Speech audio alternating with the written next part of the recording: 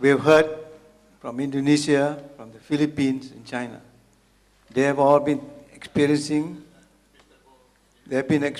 change, they have embraced change, and they are making changes and progress. In our country, I think it's still the reverse. We are resisting change. The regime in power is resisting change.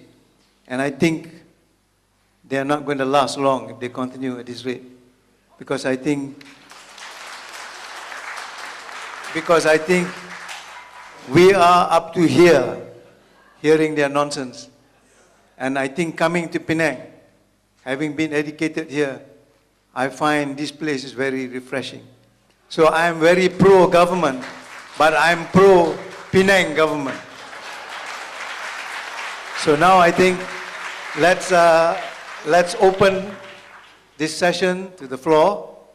We welcome questions. You got half an hour. Thank you very much for keeping up to the deadline so that we can have some interesting discussions here.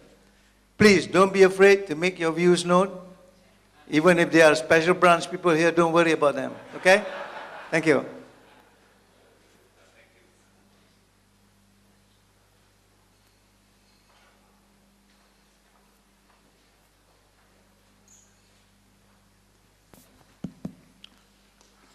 Thank you, moderator. Ex-PFS, I was told. I am one as well.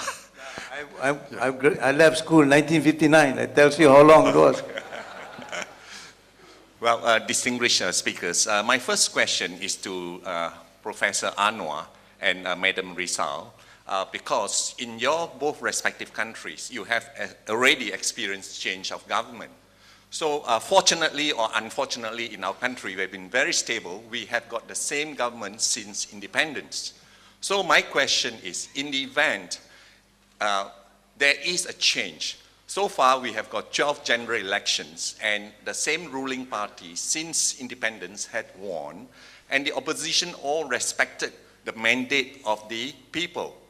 In the event, future election, not necessarily the 13th or the 14th or 15th, in the event, future elections sees a change of a mandate for a change of government, and from your experience in your respective countries, what are your advice that you would like to share with us for the old outgoing government, to the new incoming government, to the institutions which are very important?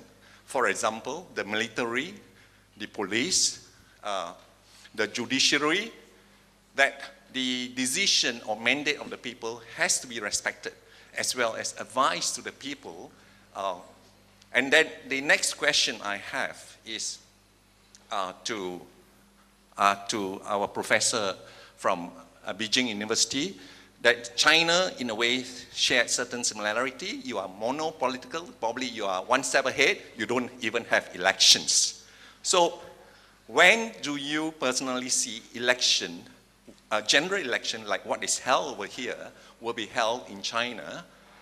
And when do you think, of course we know that a time in the future it will happen, and it will definitely happen because of the expiration of the needs of the people with the economic development that is taking place. Thank you. Professor Anwar, would you respond? Thank you. Well, I think that what is lacking in Indonesia, because as I said, you see, we have to build this institution, political institution, because democracy needs a different institution from the Golkar party of the past during Suharto era. Yeah? So this is not, it's not yet established yet. Yeah? So this includes what? Financing of the party.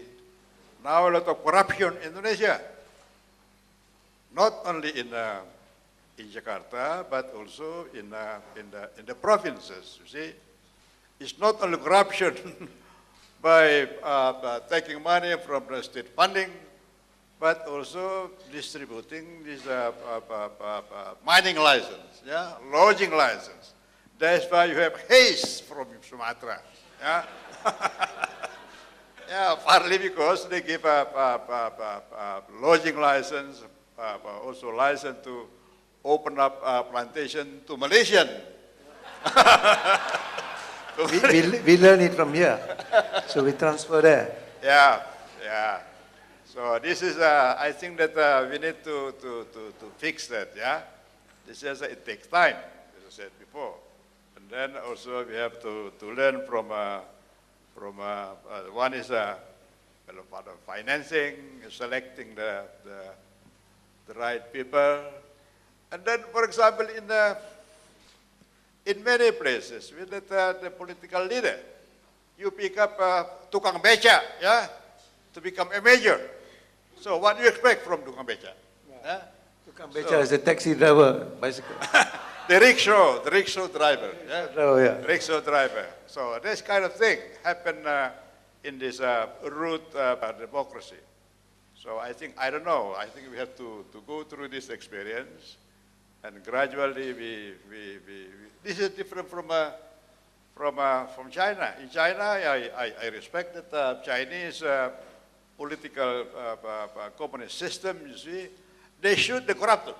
And not only they shoot, they ask the family to pay for the bullets. They ask the family for the bullet.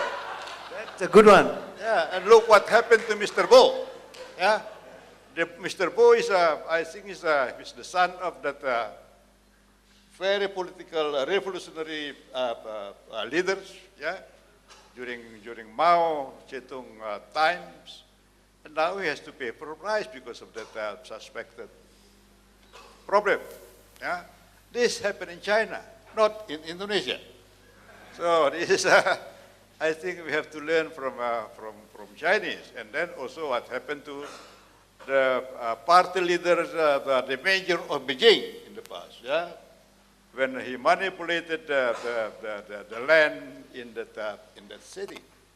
So this is again that can be learned from the communist authoritarian regime of China. So I agree with Seri. Yeah? I agree with Seri. Now that the decision-making process in China is not in the hands of one person like in the past, the late Mao Zedong or Deng Xiaoping, but now is among the member of the Central Committee. Madam, you may something on the Philippines?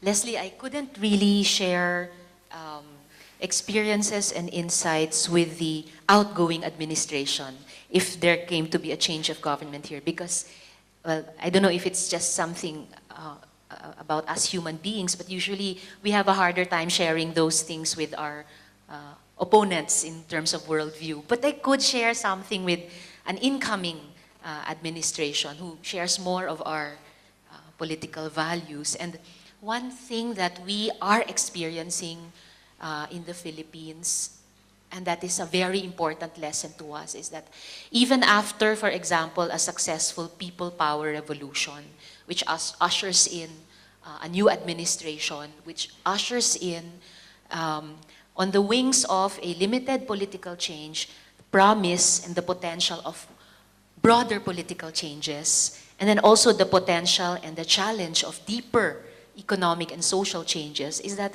the victory is just the first step. It's not yet peacetime again after that. We are still struggling to create or to recreate our country and to recreate ourselves as a people. And even if the incoming administration used to be in opposition, still it must subject itself to the same standards by which we weighed and found lacking the previous administration. So in terms of commitment to democratization, in terms of commitment to asset reforms in the economy, in terms of commitment to building a democratic culture, in terms of raising its voice in the global community. If, for example, we have critiques about the mistakes or limitations of the current model of globalization, then we have to raise, the new administration will have to also say something about that in the international groupations. To to the military and police, and this is also, of course, from the Philippine experience, especially under dictatorship, for us, the military and police were really enemies. And it is in this complex period of democratization, it's not yet full democracy, we're still in the democratization process in the Philippines as well. I've found that engaging the military and police institutions is difficult but necessary if we want to build a mature political system, if we want to build a mature state. And often the fruitful areas of discussion with these two institutions are at the crossroads of agenda like security sector reforms, human rights, and peace processes. As last but not the least at all, as for advice to the people, well, we know, we activists and politicians know, it is really more the people who advise us through their own individual declarations when they cast their vote, through their organizing efforts in their communities, in their sectors, in their classes, in their ethno-linguistic groups, the way that they educate themselves constantly through these different political processes, how they mobilize, not only in grand production events like people powers, but every day that citizens are participating in the processes and educating our governors as to what is the social contract they want between citizens and the state. So in advance, I would just say to the new administration, the incoming